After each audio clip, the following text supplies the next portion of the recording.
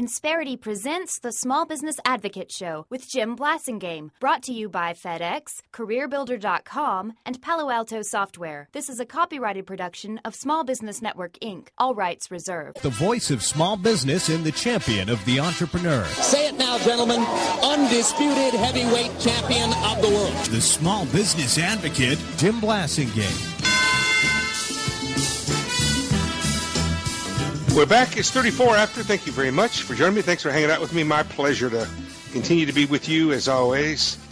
And I'm very excited about having our good buddy Gary Harpst back on the show. Gary is a longtime member of our Brain Trust. He's the author of 6 Disciplines of Excellence. He is he's the leader of the Solomon. I should say he spent 20 years as a leader of the Solomon Software Organization, and he's developed the 6 Disciplines strategy program, which you and I've talked about. He's talked with us, I should say, over the years, and all the books he's written, 6 Disciplines, Execution Revolution, and he's our good friend Gary Harpst. Welcome back to the show. Well, Jim, it's great to be back. It's good to have you back, Gary. One of the things that I think we're in a very unique situation right now, Gary, in the marketplace.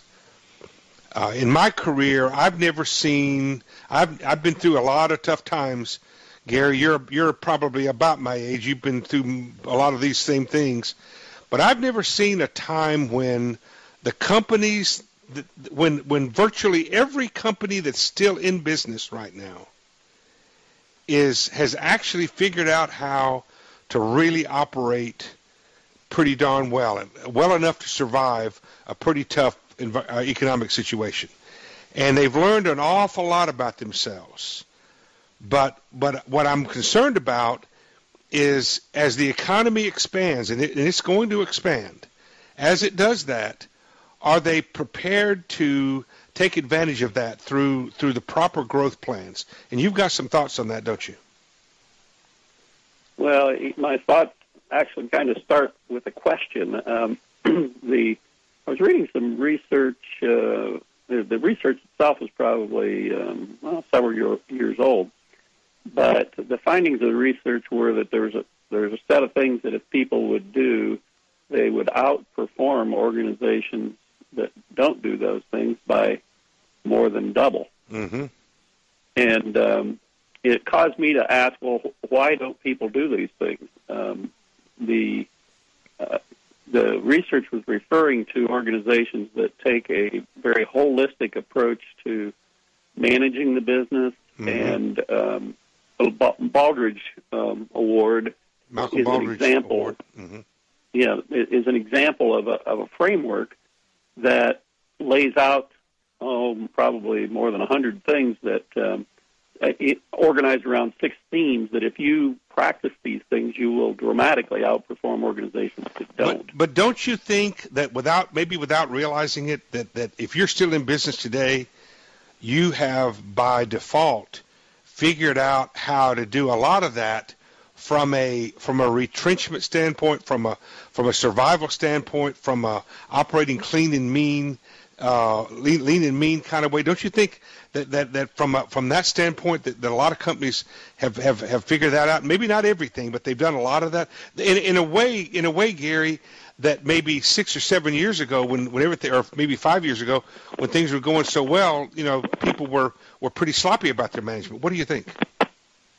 Well, I agree that hard times cause you to make better decisions in the sense of really getting focused and eliminating waste and those sorts of things. Well, mm-hmm. What I'm not convinced of is that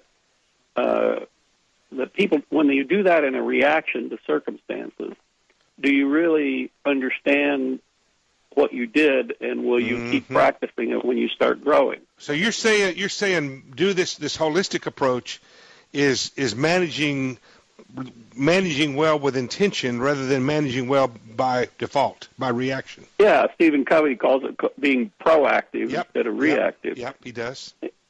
And what I find curious about this is, it makes me think in life, whether it's personal or professional, there's a lot of things that we know we should do, but we don't do them.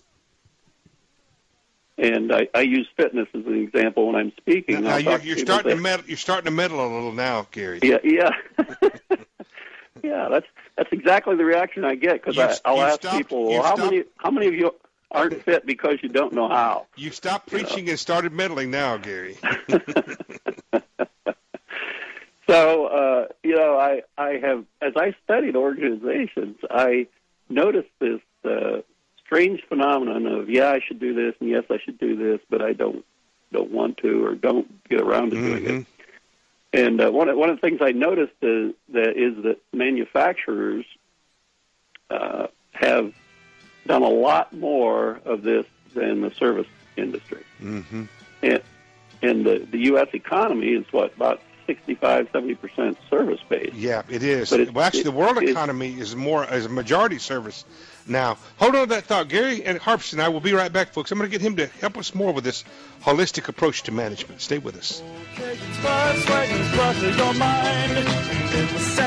Insperity presents the Small Business Advocate Show with Jim Blasingame, brought to you by FedEx, CareerBuilder.com, and Palo Alto Software. This is a copyrighted production of Small Business Network, Inc., intended for the private use of our audience. Except as otherwise provided by copyright law, all other copying, redistribution, or publication without prior written consent is prohibited. All rights reserved.